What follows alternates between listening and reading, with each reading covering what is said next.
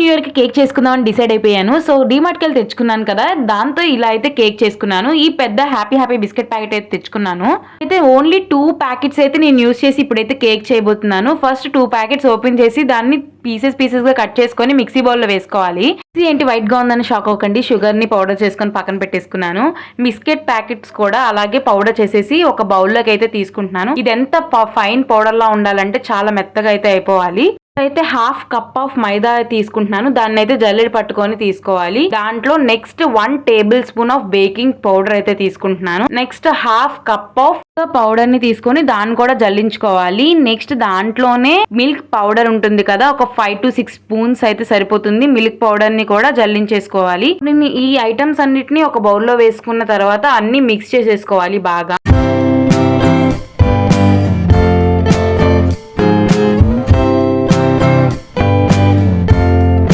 చేసుకున్న తర్వాత 1 table spoon of vanilla essence వేసుకోవాలి. దాని తర్వాత కొంచెంగా మిల్క్ వేసుకుంటూ అది కేక్ బ్యాటర్ వచ్చేంత వరకు మిక్స్ చేస్తూ ఉండాలి.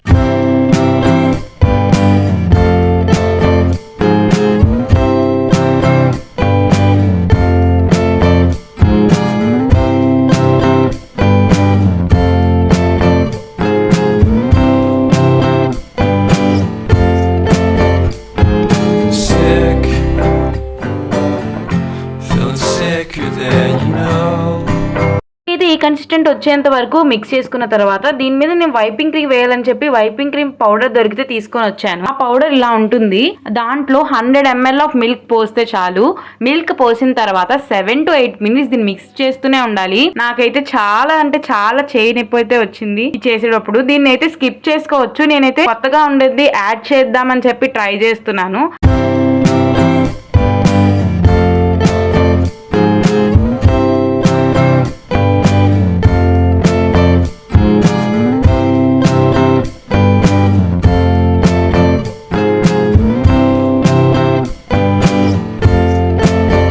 to 6 minutes అయితే చేసేసరికి నాకు బాగా హ్యాండ్ పెయిన్ వచ్చేసింది. అలాగే క్రీమీ కన్సిస్టెన్సీ లాగే వచ్చేసింది అనుకొని నేనైతే ఆపేశాను.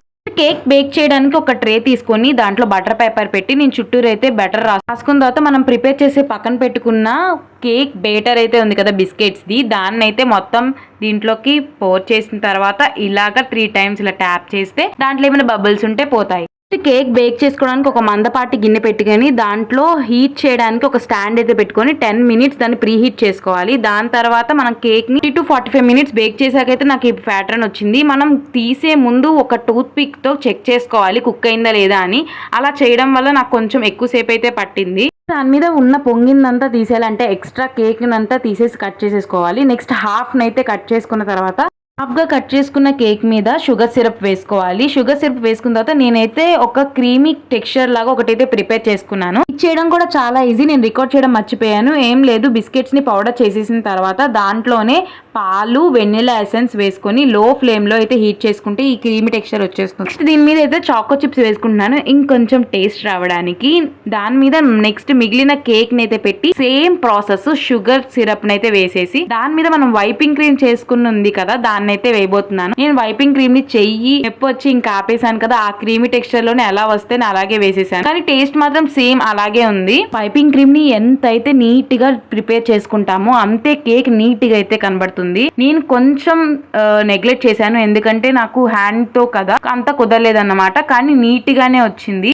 డెకరేషన్ కి మనం మధ్యలో క్రీమ్ అయితే కలుపుకున్నాను కదా, అది మిగిలిపోతే పాల ప్యాకెట్ లో వేసి దాన్ని చివర కట్ చేసి డెకరేషన్ లో చేద్దామని ట్రై చేశాను. అదైతే కొంచెం డిఫికల్ట్ గానే ఉంది దాంతో ట్రై చేయడం. దాని మీద చెర్రీస్ అండ్ క్యాడ్బరీ చాక్లెట్స్ అయితే పెట్టాను. న్యూ ఇయర్ కి అయితే కేక్ ఇలా అయితే రెడీ చేశాను. ఎలా అనిపించిందో కమెంట్ చేయడం మాత్రం మర్చిపోకండి. ఇంకా నా ఛానల్ ఏమైనా సబ్స్క్రైబ్ చేయకపోతే ప్లీజ్ సబ్స్క్రైబ్ చేసుకోండి. అంతే వీడియో, బాయ్.